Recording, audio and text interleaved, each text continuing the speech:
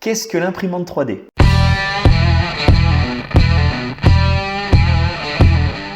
Alors en fait, l'imprimante 3D, qu'est-ce que c'est?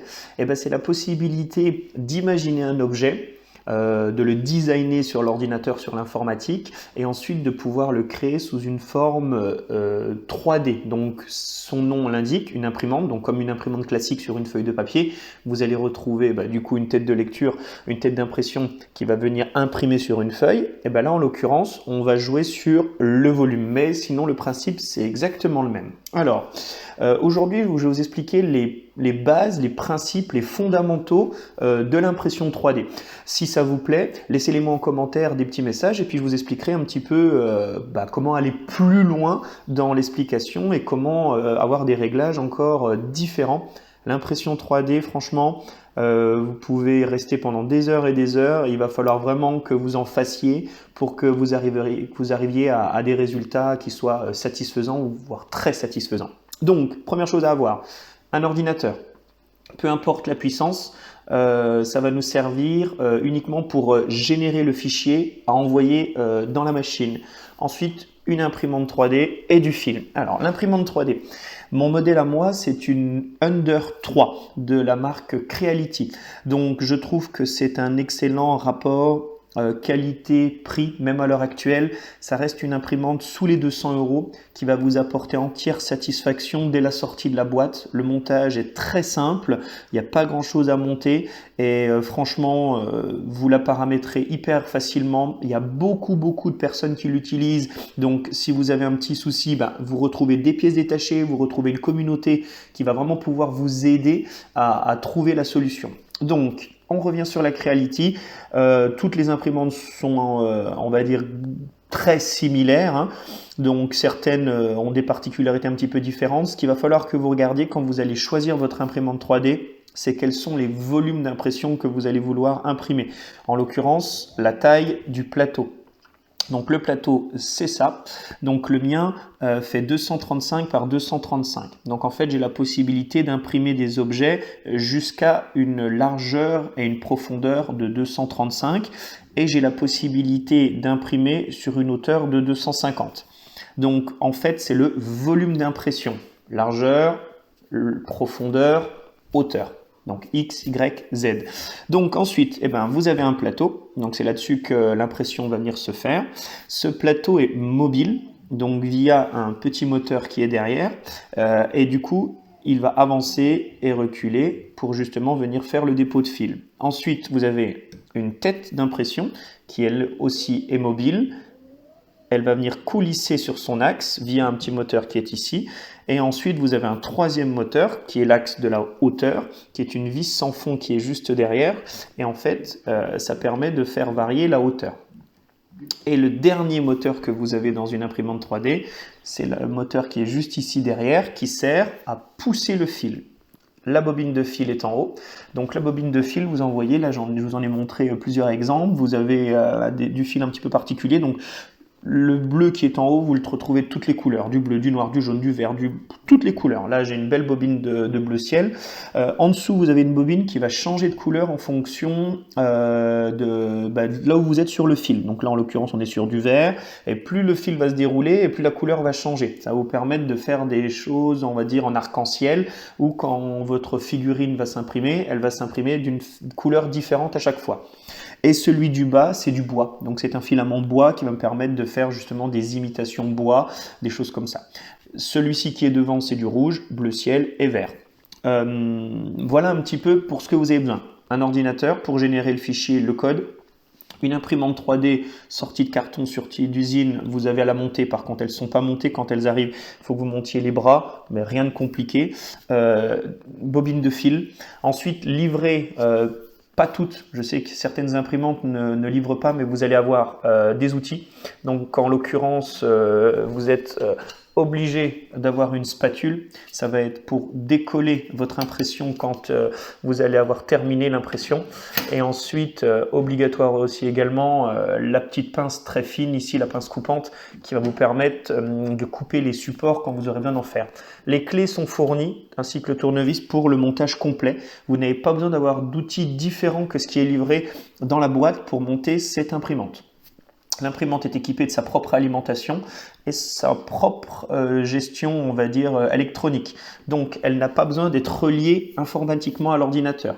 Vous allez travailler sur une carte micro SD. D'accord? Donc la micro SD, une fois que vous l'avez paramétrée, vous venez la mettre dans votre imprimante et ensuite tout viendra se passer ici sur le code. Alors faites pas attention, moi j'ai une petite caméra qui est ici avec une Raspberry qui est dessous pour gérer justement la vidéo et que je puisse avoir un visuel déporté. Mais d'origine, vous n'avez pas la caméra, mais ça fonctionne très bien, donc je vous montrerai tout à l'heure comment ça fonctionne. D'origine, elle n'est pas aussi également montée avec des roulements. J'ai monté des roulements un peu partout et j'ai monté un radiateur, enfin un ventilateur un petit peu différent. Ok, alors ça c'est pour, on va dire, l'aspect machine. Vous avez un bed chauffant, donc un plateau chauffant. Les plateaux chauffants, toutes les imprimantes ne l'ont pas.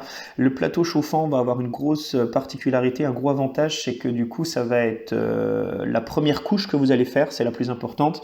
Elle va être beaucoup plus maintenue sur le bed, donc sur le plateau quand il est chaud, quand il est chauffant. Donc si je peux vous conseiller de prendre une imprimante avec un plateau chauffant, le pouce en l'air, c'est vachement mieux. Ensuite, celle-ci est équipée s'il y a une coupure de courant, d'une reprise automatique de là où elle s'est arrêtée. Donc quand vous allez par exemple avoir une coupure de courant, ça peut arriver, et vous remettez le courant, l'imprimante va vous dire est-ce que vous voulez que je recommence là où je m'étais arrêté, vous faites oui et l'imprimante repart. Elle n'est pas équipée par contre d'une détection de fin de fil. Donc quand vous arrivez à la fin de votre bobine, soyez vigilant parce qu'elle va continuer à tourner même s'il n'y a plus de fil et là votre impression est ratée. Voilà un petit peu pour les points forts et les points faibles. Moi je la trouve extrêmement compacte, je la trouve très costaud, très solide, je la trouve très précise et il n'y a pas vraiment de réglage à faire, ça marche quasiment sorti du carton. La seule chose que vous aurez besoin de faire, c'est régler les petits pieds qui sont en dessous. Donc on les voit bien ici, ce sont 4 roulettes dans l'angle du plateau pour régler la distance entre la buse. Donc c'est assez simple finalement. Vous allez mettre la buse au point le plus bas. Donc ici vous avez des capteurs de fin de course, donc vous le faites avec l'électronique, moi elle n'est pas branchée, mais vous la laissez descendre jusqu'en bas.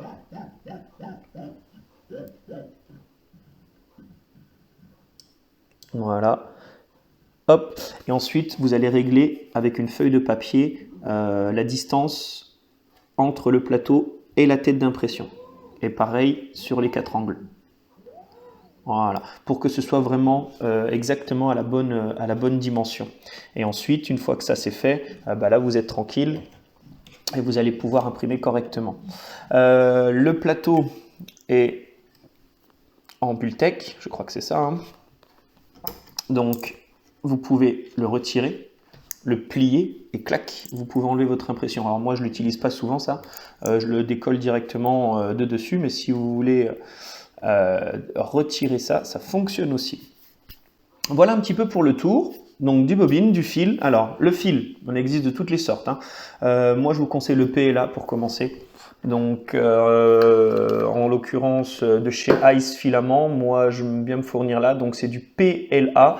Donc on voit bien sur la bobine le diamètre, donc du 1,75 et on a la température de fonctionnement. Donc en l'occurrence ici 180-210. Donc c'est la température sur laquelle vous allez devoir régler votre buse pour que vous passiez de l'état fil, donc solide. Vous allez utiliser une buse de chauffe, donc avec la bonne température, et ensuite ça va couler sur le plateau, et c'est là où ça va venir faire sa forme. Ok. Donc voilà, donc en gros, du fil, PLA, très bien, 1,75, très bien. Toute d'origine pour la machine, une buse de 0,4, très bien. Si vous voulez faire des grosses formes ou aller très vite mais perdre en qualité, vous allez pouvoir changer la buse et mettre des buses de différents diamètres. Mettez la bobine sur un endroit qui glisse bien pour pas qu'il y ait des tensions au niveau de l'extrudeur. Et puis ensuite, il n'y a plus qu'à générer votre fichier. Donc par exemple, je vais vous montrer comment j'ai réalisé cette panthère. Donc assez compliqué à réaliser. Vous savez pourquoi? Parce qu'il y a des trous. Donc en fait, il faut savoir qu'une imprimante 3D, ça commence par le bas et puis au fur et à mesure, ça monte, ça monte, ça monte, ça monte. Et là, en l'occurrence, elle ne pouvait pas imprimer en dessous ou sous la queue. Par exemple, vous voyez bien que sous la queue, il n'y a pas de point d'attache avec le sol. Donc il n'y a que 4 points d'attache. Donc j'aurais pu la mettre sur le dos. Ça aurait été un peu plus facile, mais je voulais essayer de garder la belle qualité ici en haut. Donc je l'ai gardé ici comme ça. Donc pour ce faire, eh ben, en fait, on va générer des supports, c'est-à-dire en fait, de l'impression que vous allez devoir enlever une fois que l'impression sera terminée. Alors maintenant, eh ben, ce qu'on fait, c'est qu'on va tout de suite passer sur l'ordinateur pour vous montrer comment générer un fichier et comment ensuite l'envoyer dans l'impression. On se retrouve maintenant sur l'ordinateur. Donc la première chose que je voulais vous montrer, c'est le site Thingiverse. Thingiverse est un site de communauté de personnes qui mettent à disposition des impressions 3D. Donc en fait des fichiers qu'ils ont créés ou qu'ils ont développés et ils sont classés sur ce site-là et vous avez la possibilité de les télécharger gratuitement. Donc moi je me suis pas trop embêté. Vous voyez, j'ai tapé Thingiverse sur Google et je suis arrivé sur la page. Et sur la page, j'ai trouvé cette panthère qui m'a bien plu. Donc en fait, vous cliquez dessus. Une fois que vous avez cliqué dessus, vous avez en général la photo de l'impression, de ce que ça donne. Vous avez le fichier via informatique, donc en général il est bleu, c'est le rendu 3D. Et ensuite, eh ben, il va vous donner en général 2-3 petites indications. Donc vous voyez avec quoi il l'a imprimé, donc il l'a imprimé avec une Creality Ender 3 Pro, donc la version juste plus haut de gamme de la mienne. Il l'a mis avec une résolution de 0,2 mm, il a mis un taux de remplissage de 20%, et ensuite il l'a imprimé en blanc, en PLA, avec une tête d'impression en 0,4. Donc voilà, donc cette panthère, tiens, je veux la faire. Ok, download all file. Donc là, vous l'imprimez, vous la téléchargez. Il faut l'extraire, parce que du coup, ça arrive en fichier zip. Donc, une fois que c'est extrait, vous avez File, Image, Licence, README. Donc, images, ce sont exactement les 3 images que vous venez de voir là sur Internet. Ah, mais il en a mis plus, d'accord. Il y en a plus, je ne sais pas pourquoi il y en a plus d'ailleurs, bon bref. Ok, donc ensuite, nous, ce qui nous intéresse, c'est File. C'est ici, donc panther.stl. Donc panther.stl, ce STL-là, vous n'allez pas pouvoir l'ouvrir si vous n'avez pas le logiciel pour justement générer le code, le G-code. Et donc le fichier STL va s'ouvrir avec un slicer. Un slicer, c'est un trancheur. C'est un logiciel qui va vous permettre de découper une forme et pouvoir lancer à l'imprimante justement les codes, bien te mettre à tel endroit. C'est un découpeur. Je ne sais pas trop comment vous l'expliquer. Vous êtes obligé de passer par ce logiciel-là. Moi, j'utilise le logiciel Cura. Donc, j'ai tapé sur Google Cura. C'est de la société Ultimaker, logiciel. Téléchargez gratuitement Cura 4.6. Bon, alors du coup, hop, on va lancer Cura 4.6. Donc, vous êtes obligé. Donc, Cura, il va avoir pour objet de transformer un fichier STL, donc le fichier que vous venez de télécharger sur Internet, et vous allez pouvoir ensuite générer un code, un G-code en l'occurrence, que vous allez ensuite transférer sur votre carte micro SD, qui elle-même, après, vous allez la mettre dans votre imprimante et vous allez imprimer. Donc, moi, je vais vous montrer sur la panthère. Par contre, on pourrait en faire un autre. Hein. Il n'y a pas de souci au niveau de la forme. Le STL peut être aussi généré et créé avec un autre logiciel que moi j'utilise qui s'appelle Fusion 360, où là, c'est vous qui générez une forme, qui créez votre forme, et ensuite vous générez votre propre fichier STL et vous l'imprimez. Parce que le but du jeu, c'est pas forcément d'imprimer que des choses que les gens ont fait, mais ça va être d'imprimer des choses qui vous sont utiles. Par exemple, si vous avez besoin de fabriquer une pièce qui n'existe pas dans le commerce, si vous voulez fabriquer quelque chose que vous ne trouvez pas d'une certaine ou une autre matière, sachez que le PLA, c'est très rigide. Donc une fois que c'est, on va dire, c'est imprimé, une fois que c'est sec, une fois que c'est rigide, une fois que c'est dur, franchement, c'est vraiment très costaud. Donc vous pouvez vraiment faire des formes, voilà, tout ce que vous avez envie, votre imagination, vous créez la forme 3D, vous générez le fichier STL, vous mettez le fichier STL dans Cura, Cura crée le fichier G-code, le fichier G-code installé sur votre micro SD, transféré depuis votre imprimante, et ensuite c'est terminé, vous n'avez plus qu'à attendre. Alors je ne vous l'ai pas dit, les impressions 3D c'est très très long. Pour celle-ci, ça a mis 11 heures. Ça, c'est pas très long, je sais pas, mais 1h30, je pense. Mais c'est très long, donc en fait, vous l'oubliez. Vous revérifiez que la première couche se fasse correctement, puis après, vous faites autre chose. Allez, on revient sur l'ordinateur. Donc, Cura est lancé. Donc, Cura, ça arrive à ça. Hein. La première chose à faire, ça va être de dire quelle imprimante vous avez à Cura. Donc, moi, elle est déjà ici. Mais par exemple, ajouter une imprimante hors réseau, si elle n'est pas sur réseau. Donc, en l'occurrence, la mienne ne l'est pas. Donc là, il vous propose sa propre marque à lui, donc Ultimaker. Mais ce qui est de sympa, c'est qu'il vous proposer aussi toutes les autres marques du marché. Donc, les imprimantes les plus courantes sont dans Cura. Donc vous voyez, il y en a à tort larigot, hein. Donc chaque marque a ses modèles. Donc si par exemple pour ma part, on va dans Creality 3D, qui est la marque du modèle, et bien là vous avez ensuite tous les modèles qui sont à l'intérieur. Donc la CR10, la CR10 Max. Donc chaque modèle, pour Creality en tout cas, est différent, surtout au niveau de la taille d'impression et de on va dire du volume de l'imprimante. Moi, je voulais quelque chose qui soit compact, soit petit. Je voulais que l'électronique soit intégrée. Donc, l'électronique est là-dessous, le panneau de contrôle est là. Je voulais que ce soit quelque chose d'assez compact. Donc, c'est pour ça que j'ai choisi cette imprimante-là. Outre le fait qu'elle est très reconnue et qu'elle est très fiable et qu'elle marche très bien, puis qu'elle est raisonnablement peu coûteuse. Voilà, c'est pour ça que j'ai pris ce choix-là. Maintenant, si vous avez besoin d'imprimer des grandes surfaces, des surfaces de 30 par 30, 40 par 40, 50 par 50. Il existe des imprimantes beaucoup plus importantes, mais toujours sur le même système, avec les 3 axes. Ça sera exactement la même chose, donc il faudra simplement la paramétrer ici sur Cura. Donc, l'Under 3, et vous voyez au-dessus de la mienne, il y a l'Under 3 Pro, et ensuite ils ont fait la 4 et la 5. Donc ensuite, une fois que vous avez ajouté, on va dire, sélectionné votre imprimante, donc imaginons, allez, je me suis acheté la toute dernière Under 5, bim, on va faire ajouter. Une fois que vous ajoutez ça, il y a déjà des paramètres qui vont arriver sur Cura. Donc en l'occurrence, vous voyez la Creality Under 5, elle a une largeur de 220 par 220 par une hauteur de 300. Donc elle est un peu plus petite que la mienne. Elle est rectangulaire, donc c'est la forme du plateau. Elle est même carrée, mais je vais aller... Les petites, non. Et ensuite, il va vous proposer aussi voilà, la tête d'impression, quelle taille elle fait, etc., etc. Donc ça, vous changez absolument rien, ni le G-code du démarrage.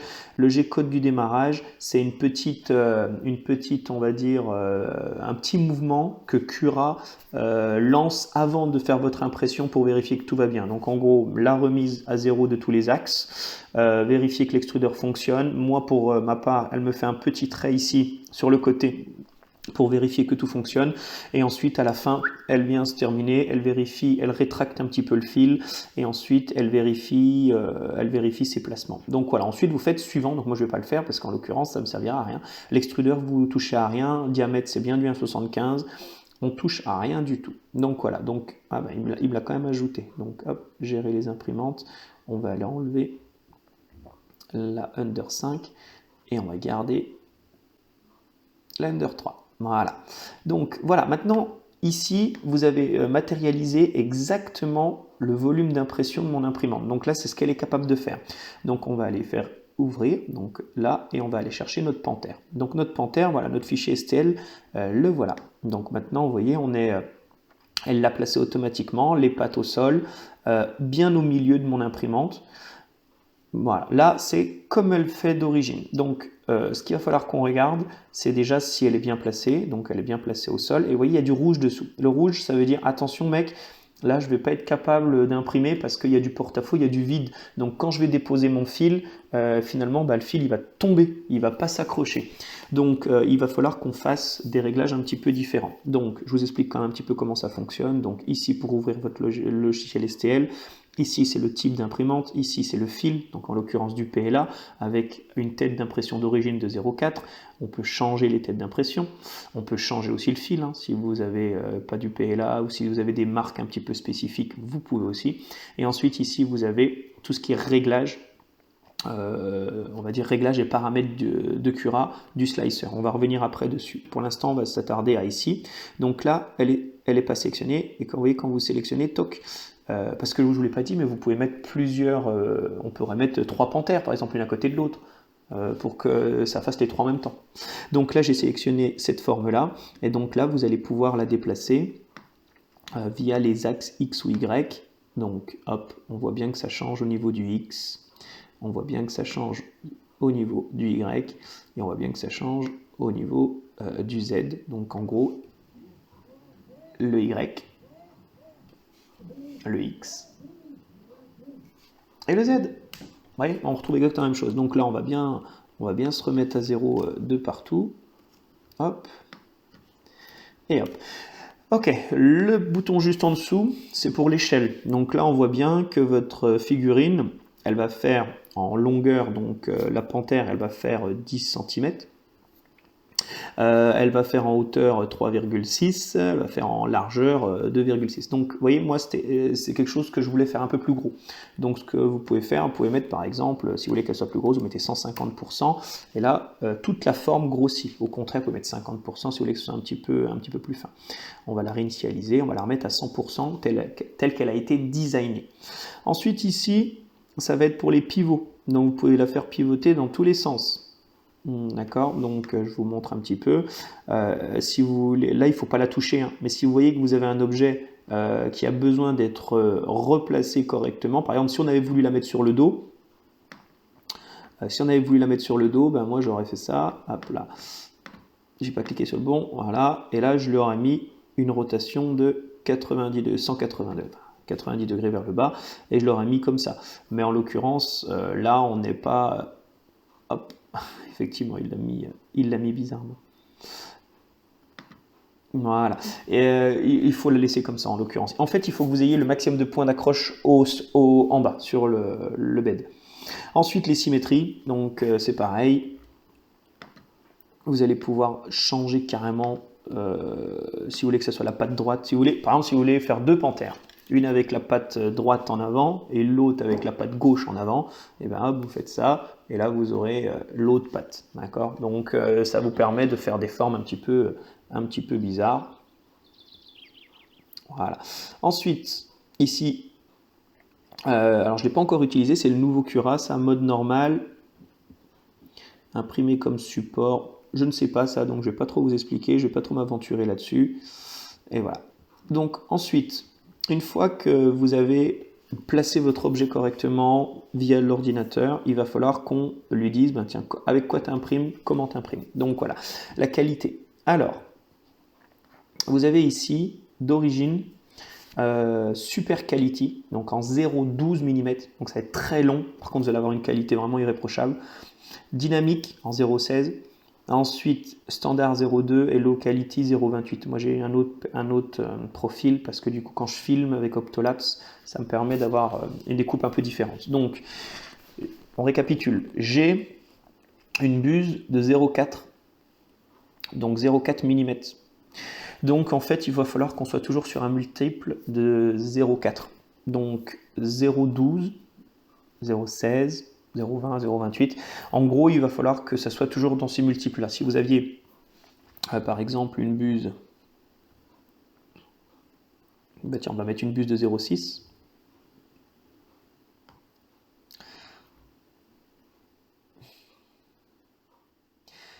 Il me met 0,28 ou 0,32. Le standard est devenu le 0,6, par exemple. En fait, il faut toujours que ce soit sur des multiples. Donc, laissez 0,4.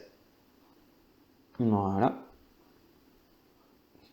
Donc moi, j'imprime le plus souvent en 0,2. Franchement, j'imprime le plus souvent en 0,2. Si vous ne voulez pas vous prendre la tête avec le mode expert, ici vous avez 0,12, 0,16, 0,2. Donc en gros, c'est la qualité, le rendu final. 0,2 c'est le standard, ça marche très bien. 0,12 c'est très qualitatif mais beaucoup plus long. Et 0,28 c'est un petit peu le brouillon mais c'est très raisonnable aussi, ça marche très bien. Ensuite, en dessous, vous avez le remplissage Donc le remplissage, c'est à l'intérieur finalement. Une fois à l'intérieur de la panthère, donc à l'intérieur de l'objet, donc de combien de pourcents vous voulez le remplir. 20%, c'est très bien, entre 15 et 20%, à moins que vous vouliez une pièce, à moins que vous vouliez une pièce super solide, quelque chose qui soit bien épais, bien costaud et qui soit vraiment incassable. Là, vous allez pouvoir mettre plus de remplissage, mais franchement, 20%, c'est très bien.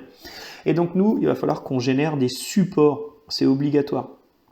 Il va falloir qu'on génère du support parce que les supports, voilà, générer des structures pour soutenir les parties du modèle qui possèdent des porte-à-faux. Voilà, donc là c'est obligatoire. Donc si vous voulez pas vous prendre la tête, vous pouvez faire avec les standard quality, donc 0,2. Ensuite, vous mettez 0,2 ici, vous mettez 20 ici, et là vous faites support. Donc support, vous le mettez que quand vous avez du porte-à-faux, c'est-à-dire que vous n'avez pas une forme. Par exemple, celle-ci, il n'y a pas de support. Hein. Ça, il n'y a pas du tout de support. Et celle-ci non plus. Hein. D'accord? Donc franchement, ça va dépendre de la forme que vous avez besoin d'imprimer. Donc support, et ensuite vous faites découper. Slice it. Donc là, on m'a demandé, est-ce qu'il y a besoin d'avoir un ordinateur puissant ou pas? La puissance de votre ordinateur va dépendre de la vitesse là, de la découpe. Donc en fait, plus votre ordinateur sera puissant, plus la découpe sera rapide, plus votre ordinateur ira vite à découper. Plus votre ordinateur sera vieux, ancien, plus votre ordinateur sera ancien ou moins puissant et plus ça prendra du temps. Ok. Donc là, il me dit, ah bah yo, t'en as pour faire ta panthère, t'en as pour 3h14, je vais utiliser 20 grammes de fil, soit 6,69 mètres. Ouais, c'est assez précis quand même. Hein. Donc, on va regarder d'abord. On fait aperçu. Il faut toujours regarder comment va être découpée votre figure. Donc, on prend le petit slicer qui est sur la droite ici, on va le descendre jusqu'en bas, et là on voit bien que, hop, je vais vous zoomer un petit peu, on voit bien par quoi il va faire. Donc la première couche qu'il va faire, il va dessiner ici en bas. Ensuite, ça va monter petit à petit. Et donc là, vous voyez exactement, couche par couche, ce qui va se passer. Donc toute la partie qui est en dessous, donc qu'on voit en dessous, c'est une partie qui est générée par des supports. Donc tout ça, il faudra enlever. D'accord? Il faudra enlever. Donc, touc. Là, vous pouvez régler aussi les couleurs. Donc tout ça, c'est les supports. Donc il faudra les enlever, mais sinon, ça fonctionne très bien. Donc là, vous avez... Ok, ben, je vais imprimer par là et petit à petit, je vais monter. Ok, donc ben, moi, ça me convient bien. Je suis parti là-dessus. Je pense que les supports hop, sont bien. Je pense que tout est bon. Donc là, vous n'avez plus qu'à le transférer sur votre carte micro SD. Donc vous enlevez votre micro SD. Donc bon, moi, en l'occurrence, c'est une 8 Go, pas besoin que ce soit très très important. Vous mettez dans votre... ordinateur. Alors moi en l'occurrence j'ai un port micro SD sur mon ordinateur, mais si vous n'avez pas d'origine et fourni un petit adaptateur USB et micro USB, et là, magie, il y a marqué enregistrer sur lecteur amovible. Et vous n'avez plus qu'à faire enregistrer sur lecteur amovible, et ensuite ça arrive directement ici sur votre micro SD. Alors étant donné que la panthère je l'ai déjà faite, je vais faire une autre forme. Alors là, j'ai trouvé un petit refuge pour les oiseaux, donc une petite cabane pour les oiseaux, toute sympathique. Donc là, vous voyez, elle est énorme, par exemple, celle-ci. Là, elle va prendre vraiment beaucoup de place, donc pour moi, c'est un petit peu trop gros, et surtout, c'est beaucoup trop long, 2 jours. 2 jours pour imprimer, on ne va pas s'amuser à attendre pendant 2 jours. Donc ce qu'on va faire, c'est qu'on va la mettre à la moitié. Voilà, alors ce que je voulais vous montrer aussi, je ne vous en ai pas parlé tout à l'heure, ce sont les températures. On n'a pas marqué pour les températures. Donc là, j'ai des fils qui vont avoir besoin d'être aux alentours des 200 degrés et je sais qu'ils ont besoin aussi d'avoir un lit, donc un plateau aux alentours des 50-60 degrés. Donc là, il va falloir que vous modifiez, vous passiez ici dans personnaliser et dans personnaliser. Donc là, on retrouve toutes les qualités, les 0,2, nanani, nanana, mais on va surtout retrouver au niveau des matériaux température d'impression, donc 200 degrés, et ensuite température du plateau, 50 degrés. Donc voilà, ça c'est important. Le reste, je vous en parlerai dans une prochaine vidéo si vous voulez, c'est un petit peu plus complexe, mais en gros, 200 degrés pour la buse, 50 degrés pour le plateau, c'est franchement, c'est top. Donc là, on va faire une découpe, on va voir un petit peu combien de temps il me fait pour faire ce petit plateau. Donc 11 heures, donc là on va essayer de mettre en 0,28, pour essayer de gagner un petit peu en temps. Tout est une question de qualité, de temps. Donc voilà, on est passé à 8 heures hein, déjà. Donc ça va déjà mieux. Alors ça reste encore long. Donc on va essayer de le diminuer encore un petit peu parce que effectivement c'est juste un essai hein, pour aujourd'hui.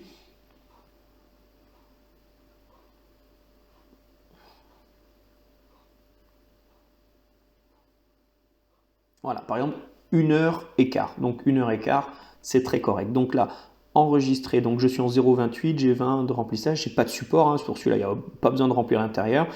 Et ensuite, hop, sur le lecteur amovible. Donc là, il dit enregistrer sur le lecteur amovible, voilà, toc toc, vous pouvez éjecter. Donc hop, éjecter. Ensuite, vous enlevez votre carte micro SD, hop. Et là, vous venez la placer directement dans votre imprimante. Ok, et donc maintenant, on se retrouve sur l'imprimante.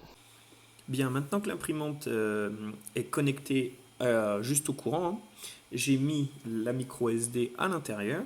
Donc là, on se retrouve sur le petit panel de contrôle. Donc c'est assez simple, hein, c'est équipé d'une petite molette rotative. Donc pour accéder au menu, vous avez juste besoin de cliquer dessus. Et là, vous avez plusieurs informations qui viennent. Donc prépare, c'est directement pour bouger directement. Auto Home, c'est qu'elle se remette à ses axes d'origine. Set Home Offset Disable, donc pour désactiver, pour pouvoir bouger manuellement. Ensuite, vous pouvez préchauffer à des températures que vous auriez paramétrées. Et puis en haut, c'est toujours Main, c'est le retour. Contrôle, vous avez la possibilité de gérer la température, les mouvements, le filament. Voilà, donc ça vous amuserez, c'est pas mal. Et ensuite, nous, ce qui nous intéresse, c'est Print from TF, donc la carte. Et donc là, on voit bien que j'ai mon petit refuge triangle, donc c'est ce que j'ai fait tout à l'heure. Donc on a juste à cliquer dessus. Et là, on voit que maintenant au niveau du bed, en haut ici, c'est marqué 50 degrés. Donc là, elle est en train de chauffer. Donc ce qui est en train de chauffer, c'est le plateau chauffant. Ensuite, elle va arriver à la température, donc on va le laisser faire.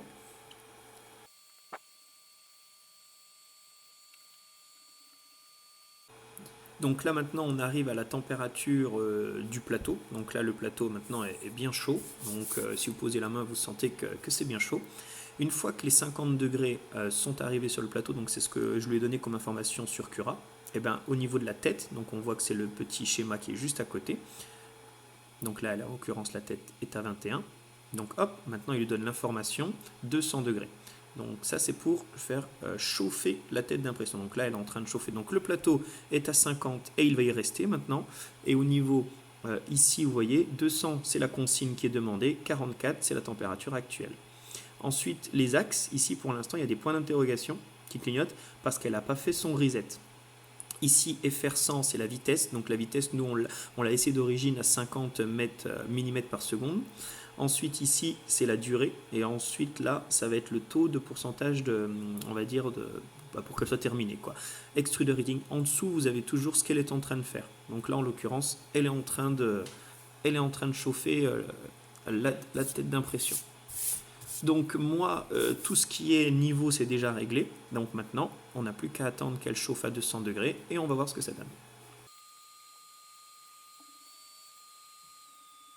Voilà qui arrive maintenant à la bonne température. Donc du coup, le plateau est toujours à 50, la tête d'impression est à 197, on lui a demandé une consigne de 200, donc là maintenant il ne faut absolument plus toucher la tête d'impression. Et là, elle va bientôt arriver à ses consignes. Une fois que la température est arrivée, elle va commencer à dessiner ce qu'on lui a demandé. Donc la première chose qu'elle va faire, c'est se mettre à 0.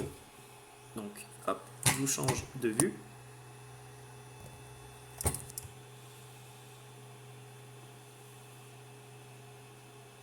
Donc là, le plateau s'est mis tout au fond. La tête d'impression s'est complètement mise sur la gauche. Et là, elle est en train de descendre pour venir chercher son home. Donc en fait son point 0 quoi.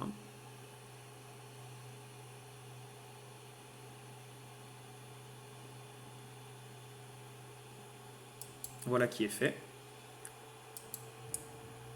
La première chose qu'elle va faire, elle va tracer un petit trait sur le côté. Donc ça c'est le G-code de Cura. Donc moi je le laisse. Si vous n'en avez pas besoin ou si vous voulez pas faire ce genre de système, moi ça me permet de faire un petit peu comme une purge de la tête d'impression. Et ensuite, elle va faire le contour de la forme.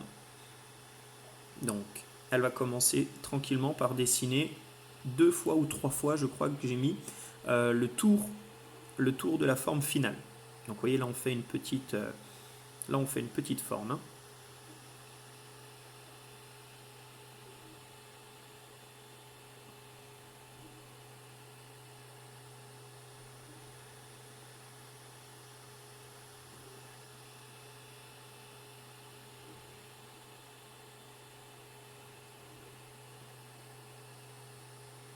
Voilà qui est fait, et maintenant elle va attaquer directement la forme qu'on lui a demandé.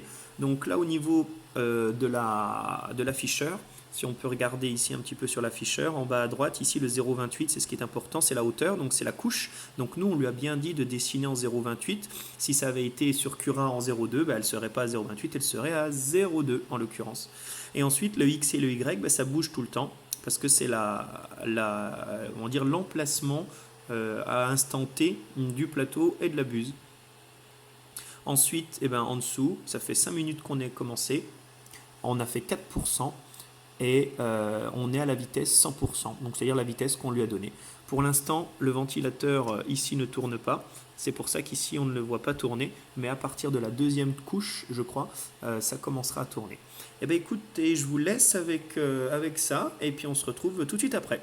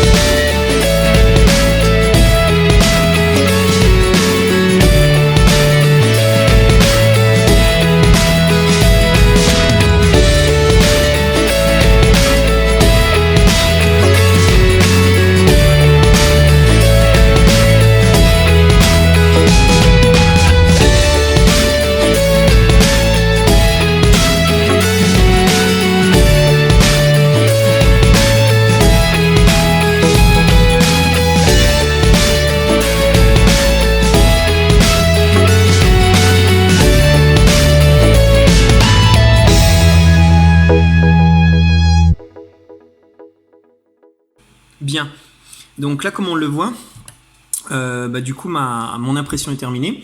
Donc tout s'est bien arrêté, donc on voit bien ici que les consignes sont revenues à 0 et à 0 au niveau du plateau et de la tête d'impression. Donc la tête d'impression, je vous rappelle, hein, c'est ça. Voilà. Donc là, pour l'instant, je suis en train d'avoir une température qui redescend, donc à 35 et à 39. Donc ce qu'il faut faire, c'est attendre que ça refroidisse complètement. Comme je vous l'ai expliqué tout à l'heure, quand le plateau est chaud, il est plus difficile de décoller votre impression que lorsqu'il est froid. Donc le but du jeu, c'est de laisser attendre 10 minutes, voilà, 5-10 minutes, le temps que ça refroidisse complètement. On a ici nos dernières positions connues, donc l'axe X, l'axe Y et l'axe Z. Et ensuite, ici, notre vitesse, on ne l'a pas changé. On aurait pu la modifier avec le petit joystick, mais on ne l'a pas fait. On a mis 1h19 pour créer du coup cette figure. 1h19 et 6 secondes, voilà. Donc en gros, c'est ce qui arrive sur votre afficheur. Donc maintenant, vous pouvez du coup éteindre directement ici. Voilà, du coup, ça fait un petit peu moins de bruit. Et on est tranquille. Donc maintenant, moi, je vous conseille pour décoller, soit vous enlevez les petits capuchons et puis vous tordez le Bultec et là, vous pouvez le faire. Ou sinon, vous utilisez la petite spatule qui est fournie d'origine. Et donc, en utilisant la petite spatule, normalement, vous trouvez un petit point d'accroche à un endroit. Donc, des fois, il faut bricoler un petit peu. Voilà. Une fois que vous êtes dans le coin, hop, vous avez juste besoin de décoller. Et là, votre impression est terminée. Donc, on peut retirer aussi le contour qui a été fait au début. Donc, c'est la jupe, ce qu'on appelle la jupe, ça. Et ici, sur le long du plateau, vous avez une deuxième chute. Donc, voilà. Donc, ça, ce sont deux chutes que vous pouvez jeter. Donc, maintenant, vous voyez, hein.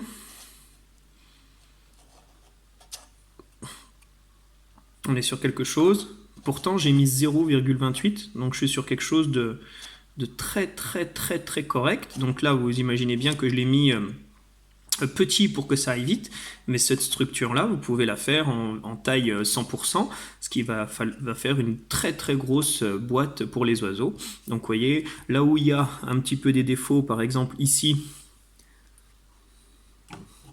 hop, du coup, vous pouvez peut-être essayer... ça n'a pas été évident là, et c'est vraiment petit. Vous pouvez essayer de reprendre un petit peu avec la mini pince. Mais voilà, on est sur quelque chose de très correct. Et voilà, j'en ai fini pour ce tuto et cette explication sur l'impression 3D. Donc je suis bien content. Donc on a fabriqué ensemble cette petite cage à oiseaux. J'espère que ça vous aura plu. Puis en tout cas, n'hésitez pas en commentaire si vous voulez que je vous explique encore différentes choses, différentes astuces sur l'impression. Moi j'ai la chance d'avoir cette imprimante depuis plutôt plus de 2 ans maintenant. Et je pense que j'ai déjà pas mal fait le tour. Mais voilà, j'arrive à imprimer pas mal de choses, de petites figures comme ça directement téléchargées de Thingiverse, ou bien des pattes de fixation, tout et n'importe quoi vous puissiez avoir besoin dans la vie de tous les jours et vous dites tiens, si j'avais ce pouvoir de fabriquer cette pièce là, du coup le designer sur Fusion 360. Donc si ça vous dit que je vous explique et que je vous fasse un petit tuto sur Fusion 360 et comment designer une pièce en 3D, faites-le moi savoir et je vous ferai une petite vidéo. À bientôt, salut!